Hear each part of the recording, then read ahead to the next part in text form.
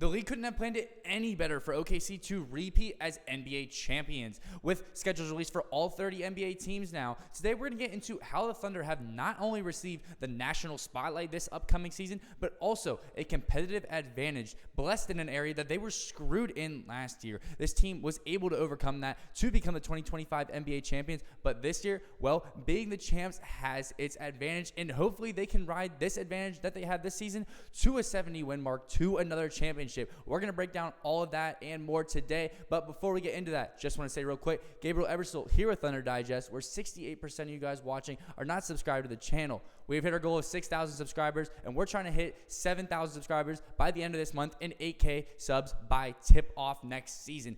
Make sure that you stay up to date with all things offseason, talking about signings, trades, free agency, hopefully no more injuries, but all things OKC basketball, all here in one spot, covered by me and Bryson for you guys. Make sure you're subbed up so you don't miss a beat. Without any further ado, let's take a look at the news of today. Talk about the Thunder quietly receiving a major gift from the NBA that no one is talking about, that is flying under the radar here. And this is a team that last year only had 15 nationally televised games plus the 10 on the NBA TV app, which was an increase from the 15 they had the year before that. This team is increasing in the national spotlight realm, which we can see right here when we take a look at from hosting infamous former franchise cornerstone Kevin Durant for their ring ceremony on opening night. That's going to be October 21st against the Houston Rockets, being in line for 34 nationally televised games this year. Like we said, that's an uptick from the 15 that they had on national primetime outlets, 25 including the NBA TV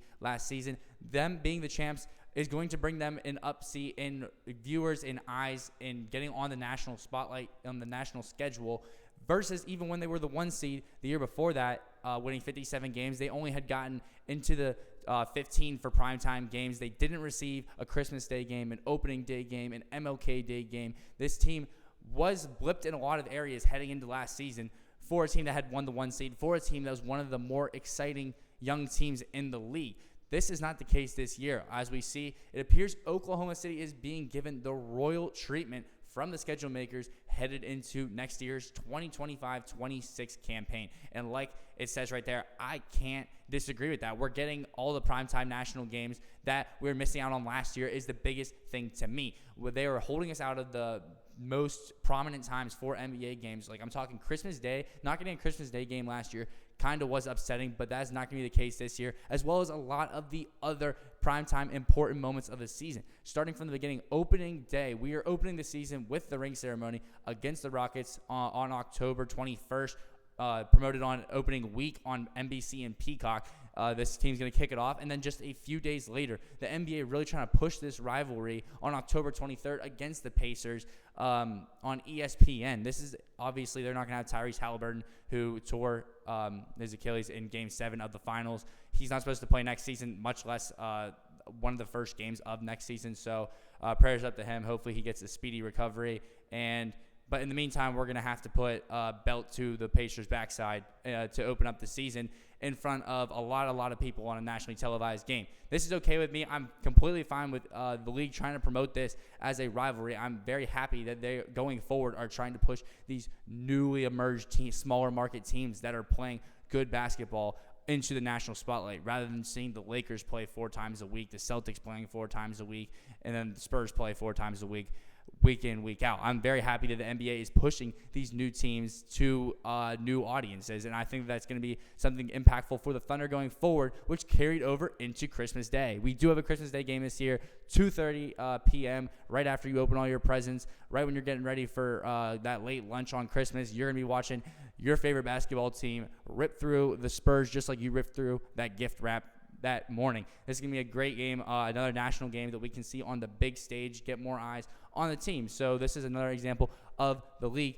bringing balance to that. And then we see, obviously, it close out with MLK Day. We get to play another top team in the league, the Cleveland Cavaliers, once again at 2:30. That's going to be on January 19th this year. And then Rivals Week, they're once again going to put us on twice. First on ESPN, we're going to be taking on the Milwaukee Bucks and Giannis Antetokounmpo. And then once again, we see on the Friday following that the Thunder are going to be playing the Pacers once again on national TV, this time at 9:30 on Amazon Prime. So like we see a bunch of different outlets, mediums for watching these games, and the Thunder are present on all of them, present against different competition across different teams. So the league is giving them the competitive aspect of just they are a good team that people want to watch. They play good basketball games, and they are going to have the chance to play it in front of more people this year compared to last. I think that this is going to work well to dispel a lot of narratives, frankly, around this team and SGA as a ethical scorer, free throw narrative. All of that's going to go out the window when people are forced to put their eyes on these games throughout the year and just to witness how pure a basketball team this is, how as one and as a whole unit they play, the chemistry. It's going to be amazing for this to be present on the big stage for much of next season. But now we need to break down where the competitive advantage lies that we did not have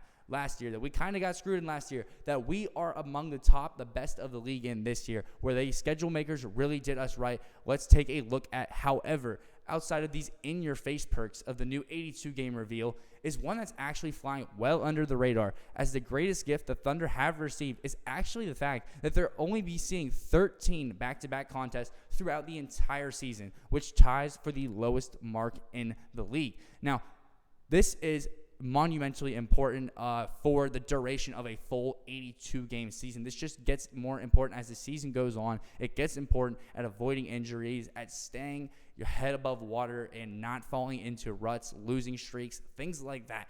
Having that extra day more often to regroup after a loss, having that extra day of rest after a win, all of these things can make a huge difference for the Oklahoma City Thunder. And we take a look at this team. They were the bounce-back boys last year. After a loss, they had only their 21 losses last year. They only went back-to-back losses twice last season. That's the best record following a loss in a single season in NBA history. Add on top of that, the newfound experience of this championship team, the core of them playing together, the experience of Coach Daigneault, and then you give them that extra 24 hours after they lose a game to reset their heads, regroup, and just get back to ground zero and then play basketball again, going at it 48 hours later compared to 24.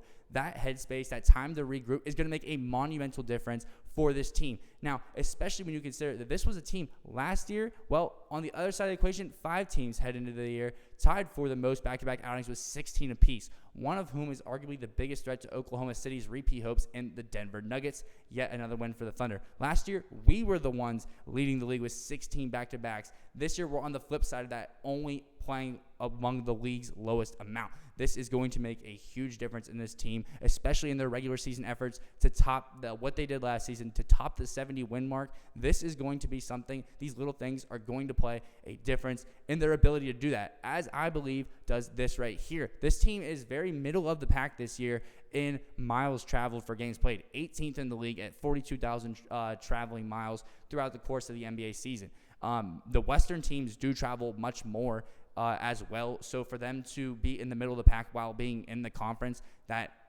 has the majority of the high placers, this is very, very good for the Thunder. They're not going to be as tired, exhausted, catching as many red eyes to play back-to-back games. And that's going to be the theme of this season. This team is going to have time to regroup, reset, and rest and come back at it stronger the next night. They're going to have that mental fortitude to be able to repeat as champions. And now they're being provided the time to kind of get themselves together. And I think this is a huge blessing for the league, and I'm super excited for all the primetime games as well. Schedule makers this year have done OKC better than they have in the past. They've been on a steady incline since they've started capturing these 1 seeds, and obviously this title from the last season was what put them over the top. Out of all the games released on the schedule, one, let me know if you guys are going to any games, if you have any tickets. I want to know where you guys are going to be at and who you're going to be seeing us play against. And then also on top of that, let me know which matchup you are most looking forward to seeing next season. For me, at the start, it's got to be the Rockets game. I want to see Kevin Durant's face on that ring ceremony. I know it's the first game, but I'm looking forward to opening night on October 21st. Make sure you stay subbed up so you can stay up to date with everything between now and then. This has been Gabriel Ebersole with Thunder Digest. I'm going to catch you guys in the next video.